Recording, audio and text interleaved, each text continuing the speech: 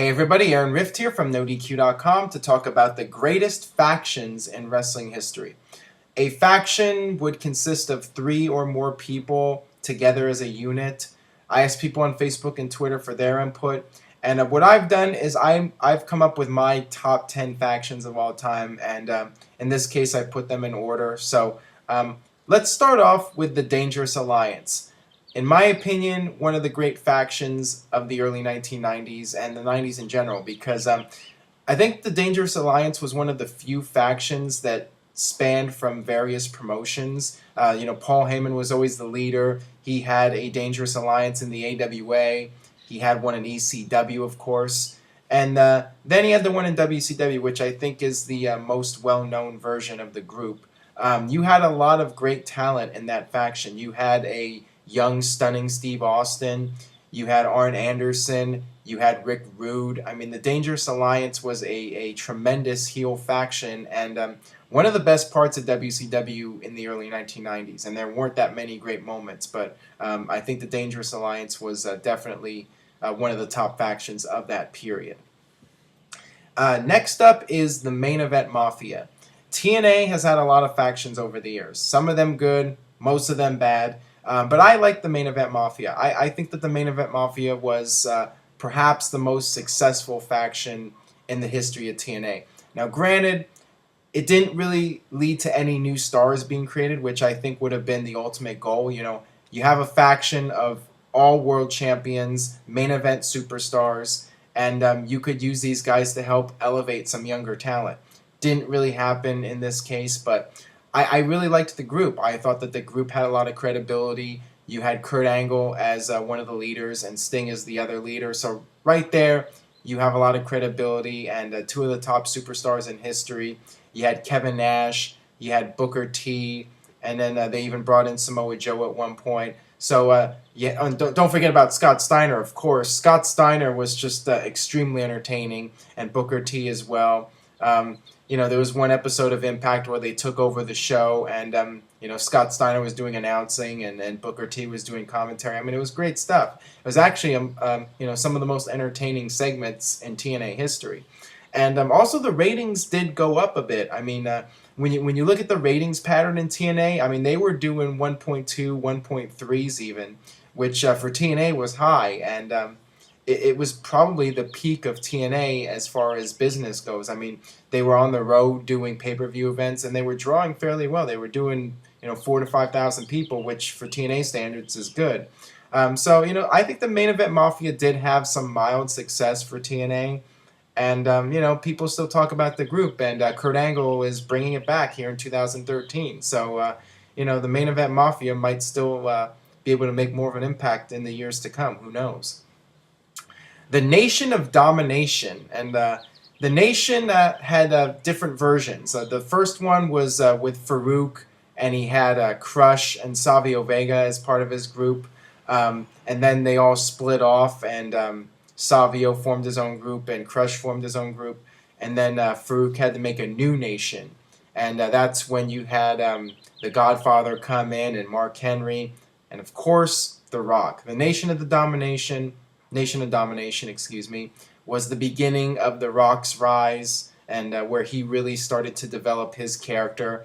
And then before you knew it, The Rock took over the group, and the Nation had a tremendous feud with DX in 1998, one of the best faction feuds of all time, in my opinion. And the Nation definitely made an impact, and D'Lo Brown and Mark Henry went off and became big stars. Same with the Godfather. You had a talented group with the Nation of Domination. Next up is The Shield. WWE has done everything right with this group. They had 3 guys, 3 up-and-comers, debut at Survivor Series 2012, and right from the first night, they made a huge impact. They interfered in the main event, and they quickly became a force to be reckoned with. And they won their first match at TLC, and they've continued to win match after match. They won the U.S. title. They won the tag team titles. WWE has really pushed these guys as dominant superstars. And I don't know if there's ever been a faction of new superstars that came in and have made as much impact as the Shield. So WWE has done a tremendous job with these guys. I mean, they've quickly become one of the top factions of all time in a short period. Next on the list, the Hart Foundation, the 1997 faction led by a heel Bret Hart. This was some of the most captivating television in WWE history. You had Bret Hart against America, basically, but he was beloved all around the world. He was just feuding with the United States, and he formed this faction to feud with Stone Cold Steve Austin, LOD, Ken Shamrock, and everybody else, all the baby faces on the WWE roster. And it was just tremendous. You had some great television with these guys, and extremely talented group. You know, Bret Hart, Owen Hart, British Bulldog, Jim Neidhart, and of course the late great Brian Pillman. An awesome stable, and you had the Calgary Stampede pay-per-view. One of the best pay-per-views of all time, largely due to that main event. I mean, that 10-man tag match, one of the all-time great WWE matches. And, the Hart Foundation was part of all those critical storylines with Stone Cold Steve Austin and at the beginning of the Attitude Era. The Corporation, and, this was perhaps the most dominant faction of the Attitude Era. It was led by Vince McMahon himself, so of course it's going to be a force to be reckoned with. And the Corporation had a lot of top superstars. The Rock turned heel and became the corporate champion. And you had all these guys feuding with Steve Austin, and you had this just extended the Steve Austin versus Vince McMahon feud, and now Austin had to go through all these guys to get to Vince. So I mean, you had some incredible television moments during the Attitude Era with the Austin versus Corporation feud, and then Mankind would end up feuding with them, and The Rock would turn on the Corporation and start feuding with them. So I mean. Definitely some key moments of the Attitude Era involved the corporate team. Evolution. Evolution was a four-person faction, and it was based off the Four Horsemen, something similar. You had Triple H as the leader. You had Ric Flair as like the manager, and then you had Randy Orton, who was going to be the next big superstar, and then you had Batista, who was kind of like the enforcer of the group. I liked it. It was like past, present, and future of the business. And Evolution was extremely dominant in 2003 and 2004. Triple H held the world title during most of that period.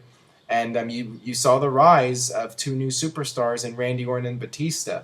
And, Evolution helped elevate them to the next level. So, Evolution was a huge success in WWE in terms of creating new superstars and, helping out Triple H as the top heel because he can win matches, but he also has these guys interfering on his behalf.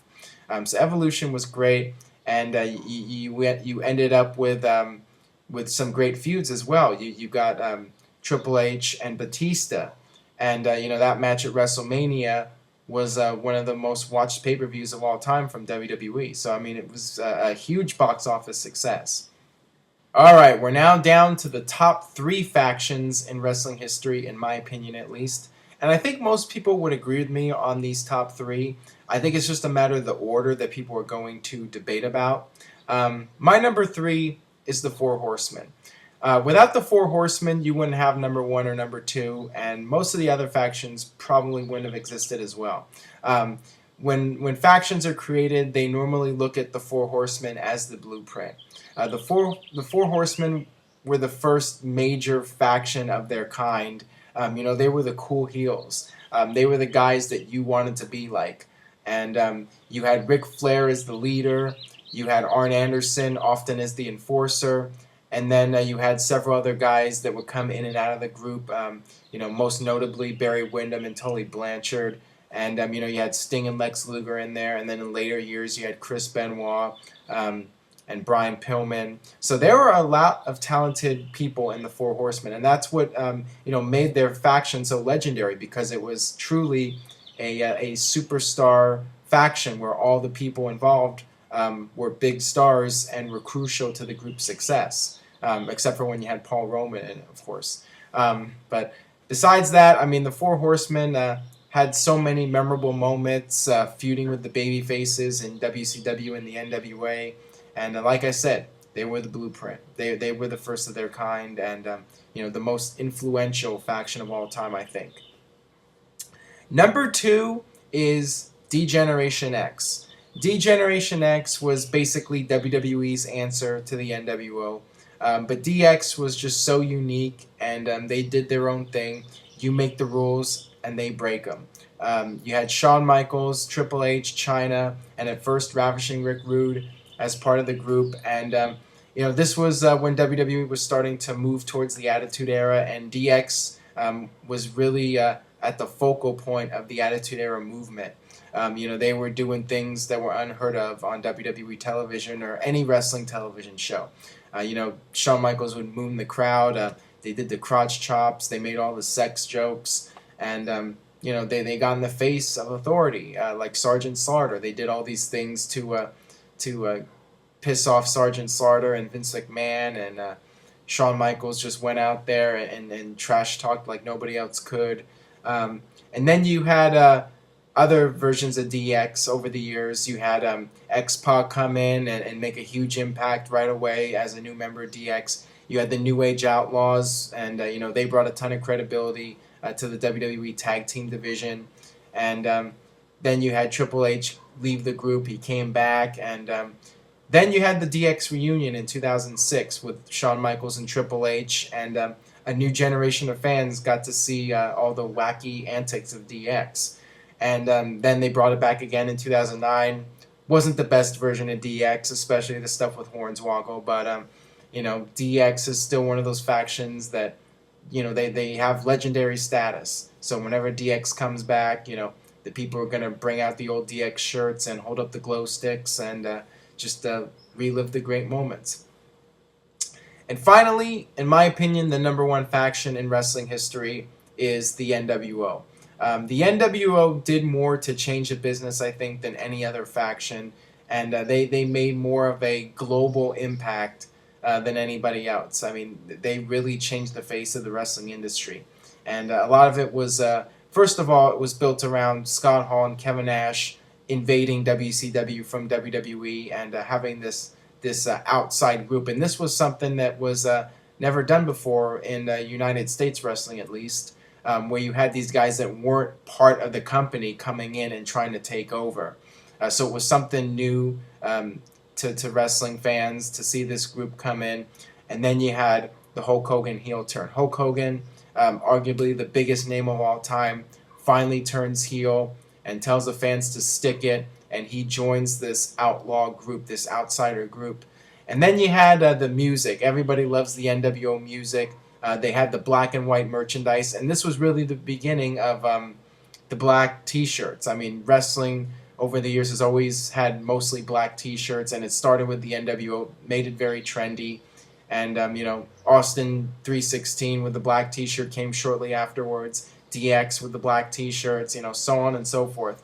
But it was the NWO that really started the T-shirt craze. And it got to the point where everybody was wearing their T-shirts. So I mean that really started with the NWO, and all the hand gestures and the catchphrases. NWO for life, NWO too sweet. They started all the catchphrases, and then you had DX with suck it. They were coming up with their own catchphrases. So really the NWO was extremely innovative, and all the sneak attacks and coming out and laying out all the WCW stars. It made Nitro the must-see show. It made things unpredictable, and it gave wrestling an edge that it didn't have before. And because of that edge that NWO brought to WCW, WWE had to change their ways and start building up the Attitude Era, and that led to the peak of the Monday Night Wars. So the NWO was no doubt a faction that made the biggest impact, in my opinion. With that being said, that'll do it for my thoughts on the greatest factions in wrestling history. Let me know what you think. Leave a comment, youtube.com/NoDQCAW, and stay tuned to NoDQ.com for the very latest in WWE and TNA. Thanks for watching.